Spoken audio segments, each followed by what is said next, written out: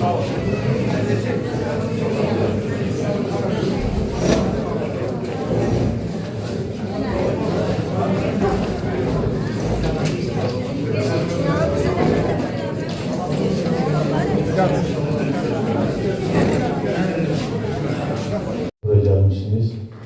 Ben bir balaca 2 yıl bundan qabaqki bir məsələni də xatırlatmaq istəyirəm.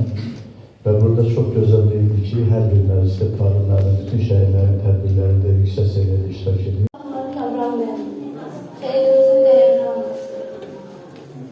Buradaki olan bütün qonaqlarımıza Allah şəhidimizin ruhunu şad eləsin. Mən öz adımdan,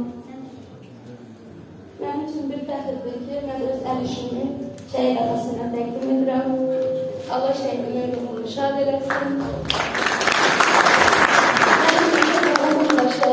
Abbas Murad'ın anası da buradadır ve Bağırzade Masum'un bacısıyam, Abbas Murad'ın bacısıyam.